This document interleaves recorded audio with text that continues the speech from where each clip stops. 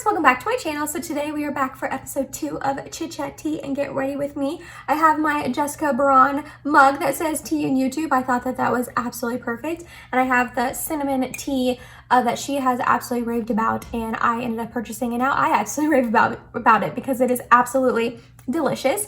I had asked on my Instagram stories and my YouTube community page for some questions and topics that you guys want me to discuss and talk about during this little Get Ready With Me, and I had a whole list that we went over and discussed and talked about. So thank you if you were one of those people who submitted a question or a topic for me. I really appreciate you guys participating and giving me some topics to talk about. But other than that, if you're excited and you want to just hang out with me while I chit chat, drink some tea, and get ready with me, do you get ready with you? Then let's go ahead and get started. Alright, so I'm not really going to be like talking or really showing the products I'm going to be using as I'm getting ready, but I'll have everything linked down below for you in case you are curious about what I am using. However, I did get a request to do a purple look with my Natasha Denona Love palette, so we are using that today. We're going to make a nice purple look. Hopefully it turns out good. I don't know. I'm going to start with my first question. What is my sign? I am a Gemini.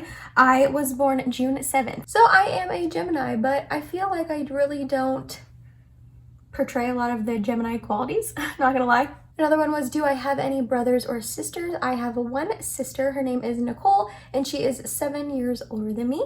Another question I got was how I curl my hair. So this has been asked quite a few times on my Instagram account and then a couple times on my channel as well. I actually went ahead and filmed a how I curl my hair tutorial that will be coming very soon. I show you all the steps, all the products, all the details on how I curl my hair. I don't have it curled today, obviously, but that will be coming soon, so keep an eye out for that. And then in conjunction with that, I was asked my favorite hair products. So I go through and I talk about a ton of the hair products I use when I curl my hair in that tutorial. But other than that, my favorite like shampoo and conditioner and hair oil are from Verb. I love Verb's Ghost shampoo and conditioner. It is amazing. I've been using it for years. It is such a good shampoo and conditioner. I feel like my hair gets so just like shiny and soft and just beautiful whenever I use it. I always go back to that shampoo and conditioner. I've tried a lot, and I get sent sometimes through like Octoly and stuff like that. So I've tried a bunch of different brands, and I always go back to Verb. I think that they are amazing. Another one is, do I remember what my first makeup item was? I don't. I really don't. Like the first one that I really remember using and loving and cherishing was my my original Naked palette. I remember when I bought that, I just loved it so much, and I was so happy to finally have it in my collection. I like saved up for it and used gift cards and stuff.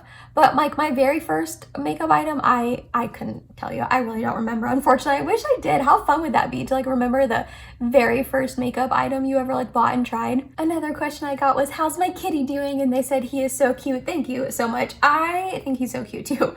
He's all right. He's getting a lot bigger. We're kind of like a little concerned. We're like, should we cut down on the food we're feeding him?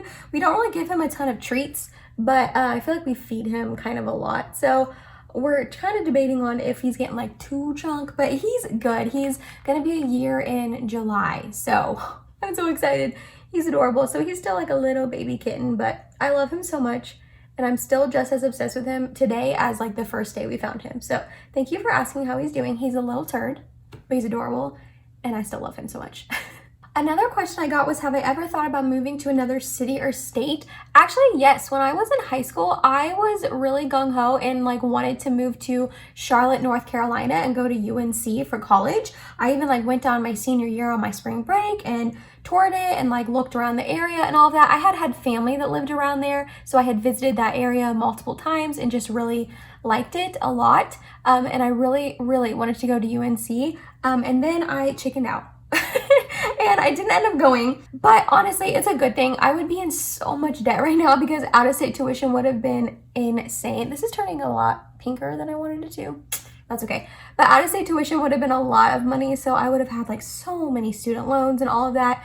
So I ended up staying here and you know, going to my local community college and then going to another university where, you know, got my teaching license and stuff. But yeah, I wanted to move then. But other than that, like Mike and I have talked about if we would ever move to another like city or state, but I don't think we ever would. We're pretty content here. Not that like we love it here so much, but just our family and friends are all here. We both have had the same group of friends for so long, like over a decade of our lives. We both are still like best friends with our like childhood and like high school best friends, if that makes sense.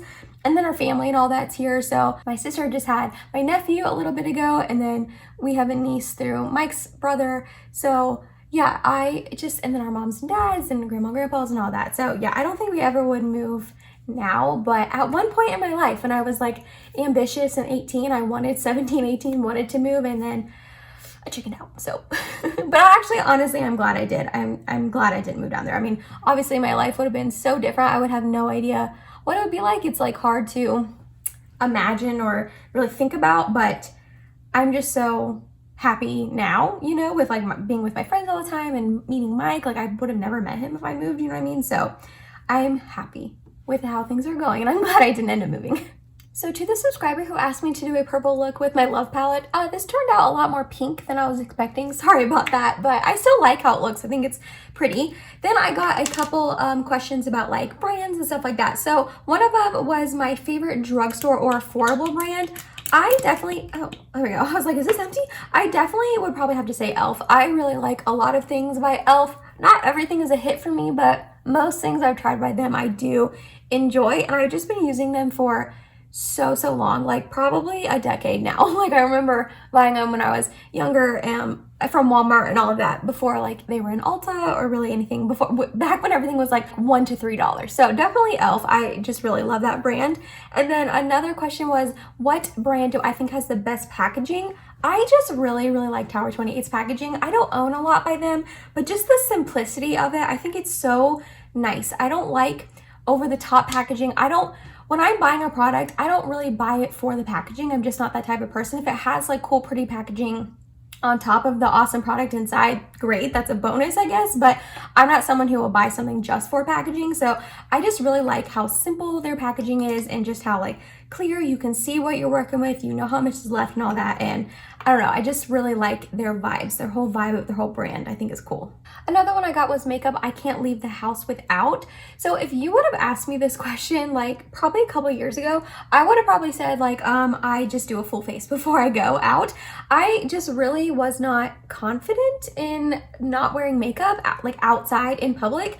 And I'll say, since starting my Instagram page and showing my bare face for now 10,000 people, I have 10,000 followers on Instagram, it's made me like more confident, which is, you'd think it would do the opposite and make me like less confident because I'm just showing my bare face for thousands of people to see.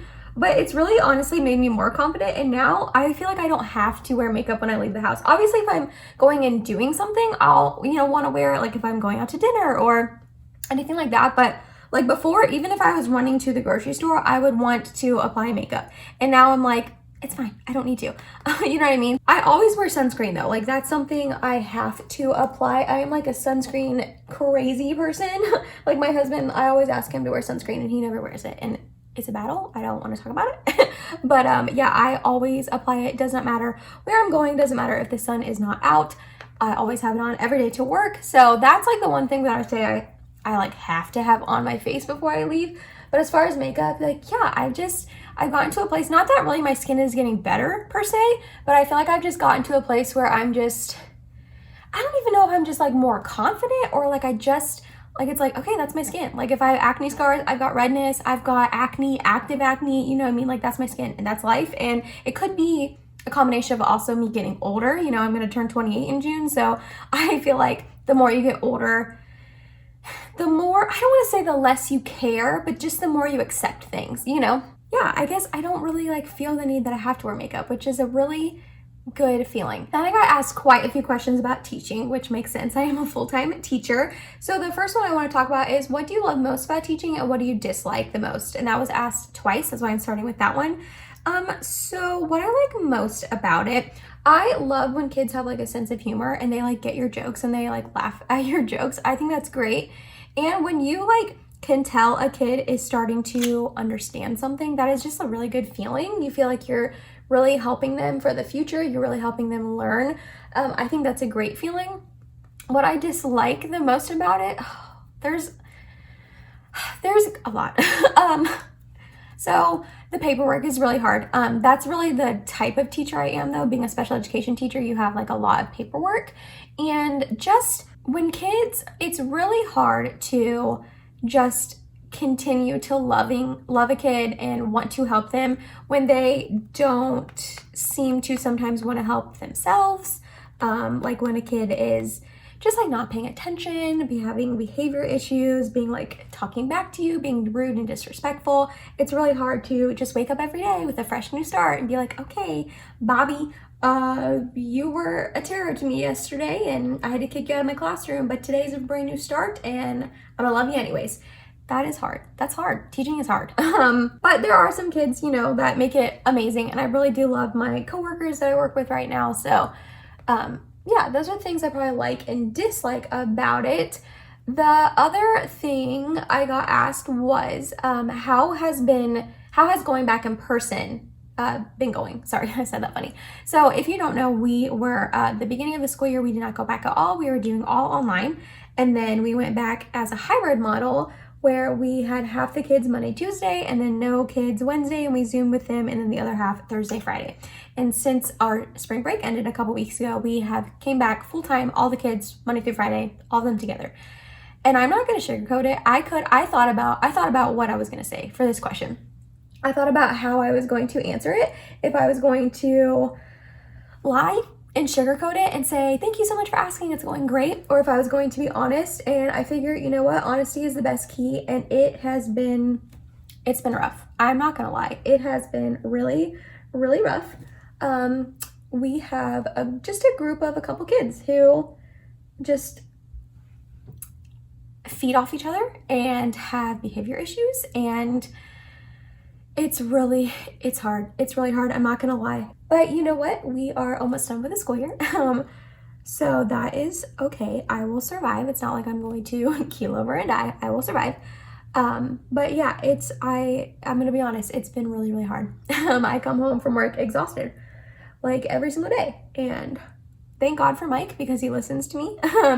He asks me every day how my day is, even though every day he probably knows that it's didn't go that great, if I'm being honest, but that is, you know, part of being a teacher, and that's life. Another one I got asked, I thought this was a really good question. Has being a teacher skewed if or how many kids I'd like to have? And honestly, no. I think it's helped me more realize what kind of parent I want to be. Sorry, I don't know what's going on here. I think it's helped me more what kind of future parent I want to be. I see what it's like when kids don't have structure at home and don't have expectations or really rules or anything like that. I see how it affects them. I see how they act, and I obviously don't want my future kids to ever, you know, act like that or have that sort of life, you know what I mean? Just making sure I'm trying to be consistent. But anyway, sorry, I'm like kind of ranting.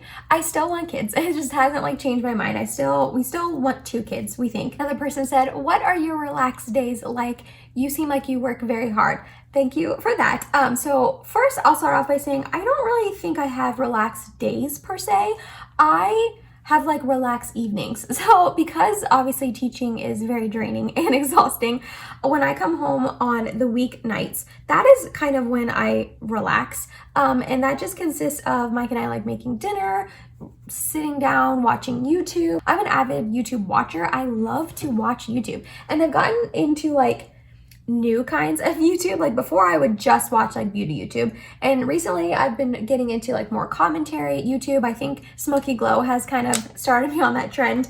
And then randomly I've been really into like apartment tours in like New York City. I watch Cash Jordan, I think is his name. I can link his channel down below, but he just does like empty apartment tours for New York, or just even like other people touring their own apartments that they have like furnished and all that. I've gotten really into that. So just, you know, just relaxing, watching YouTube, or Mike and I have been watching Downton Abbey together. So we'll watch a show together, just hang out with Kitty. And yeah, that's really when I relax, is on like the weeknights. The weekends, I feel like that's probably maybe what this person was referring to, that I work a lot on the weekends, which yes, I definitely agree with that. That is when I do all of my filming, and most of my editing for YouTube is on the weekends. And that's when I do like all of our laundry, and I do a lot of the cleaning that I do on the weekends. Like the weekends are not really like relaxed days for me. And then the whole like working I feel like you work so hard. Again, thank you so much for that. That kind of ties into another question I got, which is, what are my long-term goals for YouTube? Do you want it to be a job? So that is one of the reasons I do feel like I am working so hard with YouTube, because I would genuinely in the future love to do this as my full-time job. Instead of teaching. I've talked about this before. I think I talked about this in my last chit chat tea and get ready with me. Wow, say that 5 times fast. I really look up to Jessica Braun, how she used to be a teacher and then she transitioned over to a full-time YouTuber a couple years ago. And I would really like for that to happen one day. I know I have a lot. I have a lot to learn. I have a lot to grow. I have a lot of work to do before that could even possibly be an option for me. But I think that's why I do try so hard, like on the weekends, and I do put so much time and effort into YouTube, into filming and editing. And I've really started, hold on, let me grab a blush before I get into this. I've been really researching and trying to get into how to make my videos better, how to edit better. I've been researching how to make better thumbnails and all of that. I've been researching what my analytics really mean. When you start a YouTube channel and you become monetized, well, even before you become monetized, you have like analytics that tell you all about your videos. They tell you how many likes they have, how many views, how long people are watching, how many times people saw your thumbnail and like clicked on it and decided to watch your video.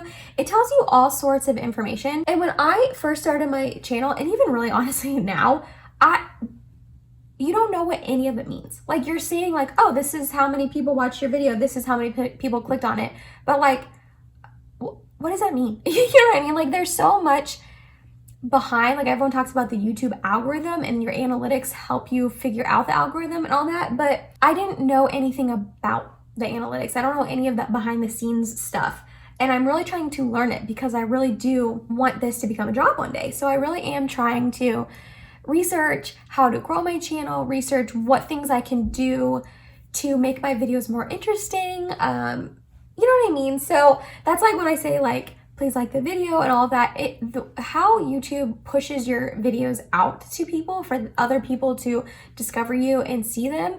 Like when I just upload a video, YouTube isn't doing me a favor. They're not like taking time out of their day to like recommend my video to other people. They're not trying to be like, they don't care about like me personally. They don't care that Emily is a full-time teacher who is using all of her free time on the weekends to film and edit and upload YouTube videos. They don't care about that. How much hard work and time and effort you put into it.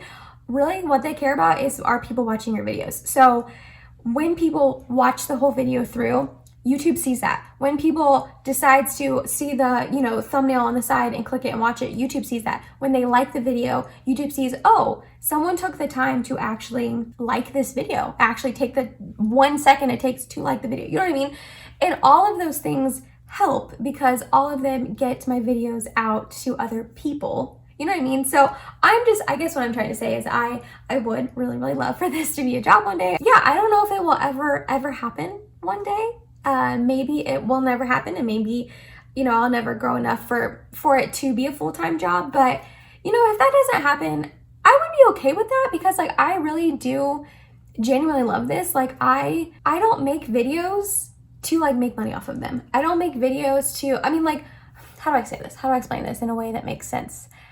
Obviously, like I just said, I would like this to be my full-time job one day. But if that doesn't happen within a year or 2 years or anything like that, I'm not just gonna like stop making videos. You know what I mean? Like I make videos because I genuinely love making them. I have so much fun just sitting down, filming for you guys, and I've actually really gotten into editing. When I first started my channel, my favorite part was the filming, and I honestly kind of like dreaded editing. I was like, oh, I don't want to edit my video. Like, oh, it takes forever. And I will say I've gotten faster at it because I've learned iMovie better than obviously when I first started, and I think it's fun. I've like started researching and looking up how to edit videos and like add things to it and that kind of stuff, you know what I mean? So like that part is just really fun for me, and just not that I don't like filming anymore. Like obviously I love sitting down and filming, but I've just really started to like editing more than I used to, if that makes sense. Yeah, I just genuinely like this. So I don't want to be like, yeah, I'd love to do this for a job one day, and you guys think I'm only doing it for that reason, if that makes sense. Because that's not obviously the only reason I make videos. I just genuinely think it's so much fun. I really love it. So yeah, I answered that question for a very, very long time. So let's move on to a new one. I debated answering this one, but I'm going to anyways. It is, do I have friends / family members who don't agree with the vaccine? How do I deal with it? I do. At some point, you just kind of have to do what's best for you. You know what I mean? Like, I myself got vaccinated. My husband is getting vaccinated, or he was half vaccinated. He needs his other shot in a couple more weeks.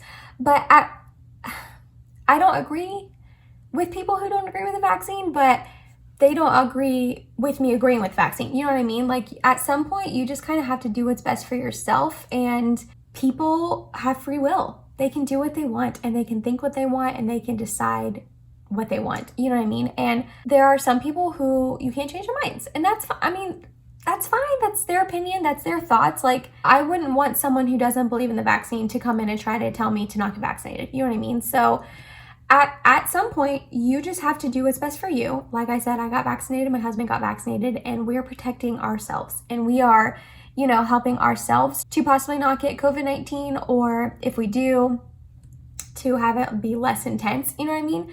And we're protected, and we're taking care of ourselves. And that's kind of, you know, that's that on that. But I will say I'm lucky that I feel like most of my family members and most of my friends do agree with it and are going to get it. So that's nice. Okay, another one, second to last question I'm going to talk about is top 3 places you'd like to visit when the pandemic is over. Okay, the beach. I want to go to the beach so bad. We had 2 beach trips planned last summer that obviously had to get canceled because of COVID-19. So definitely the beach. I don't care which one. I don't have like a specific one that like my family has gone to a million times. That's like a tradition. I just want to go to a beach. I would love to go to Florida to see one of my best friends. She doesn't live near a beach. That's why I'm counting it as 2 places. But one of my best friends that I've been best friends with since 6th grade, she and her husband and her son live in Florida, and I have not seen them in like a year and a half, almost 2 years now. I would love to go down and visit them and see her and them. She had her son back in February of last year, February of 2020. So I have not even gotten a chance to meet him. I have been best friends with that girl since 6th grade, and her son is a year old, and I have not even met him, which I totally understand. Like, obviously there was, what's it called? Extenuating? Is that what it said? Extenuating circumstances. That is why I have not been able to meet him yet, but I'd love to go see them. And the third place, this is like a dream vacation one day. Mike and I would love to go to Europe and just tour Europe and go to a couple places. I have been to Ireland before, and I absolutely loved it. I thought it was so incredibly beautiful, and my husband loves like plants and trees and all that. He loves like nature and hiking and being outdoors. I love it less than him, but he really, really loves it. And I kept telling him, like, you would just love Ireland. You would think it is absolutely beautiful there. Part of him doesn't want to go because I've already been there, so we'd want to go someplace I haven't been, which totally makes sense. But the other part of me is like, no. First of all, I would go back because it's absolutely stunning there. Stunning. I loved my experience. But also, I just think you would love it so much. But we would want to go to Europe. We don't really have too many places like in particular where we would want to go. We would definitely have to do some research before doing a huge trip like that. But yeah, that's like in the future. Like the beach and seeing my friend in Florida, those are definitely more obtainable things that could possibly maybe hopefully happen this summer. But the whole Europe thing, that'll be like next year or maybe after that. I'm not gonna lie, this lip product is a couple years old and I'm a little afraid to put it on, but we're gonna do it. I hope it's okay. We're gonna end on a final fun makeup note, and that is, what is my most cherished beauty products? This is hard. I think if I had to choose one, why am I trying to do this? Why am I putting lipstick on? Hold on. Let me put this on really quick. Trying to decide if my lips feel okay. I think they do. If I had to choose one, I don't think I could choose like one specific product, but probably my Natasha Denona palettes. So obviously I have like the Love palette here, the Sunrise palette, the Glam palette. Oh, I freaking love the Glam palette. And then I have a bunch of minis. I just really love her eyeshadow formula. I feel like every time I use it, I feel pretty in it. I like my eye looks. So I definitely really love those eyeshadows and really like cherish those palettes and love them. And obviously they are pretty expensive. I've gotten most of them on sale, but still they're pretty pricey. So I feel like that would probably be my answer. And that was it, you guys. That was my episode 2 of my Chit Chat Tea and Get Ready With Me. I hope this was fun for you to watch. I feel like I was trying to just be like real chill and relaxed and just calm in this video, and I feel like there's a fine line between acting like that and like being like that and then being like boring and not fun to watch. So I hope this was entertaining and enjoyable for you to watch. If you made it to the end, thank you a lot. I really appreciate you just listening to me blabber on and answering a bunch of your guys' questions. Thank you for being interested in my answers to them. I really appreciate you guys. Other than that, if you made it to the end of this video, thank you so much. You're awesome. I love you. Please subscribe if you have not yet, and I hope to see you in my next video. Bye, guys.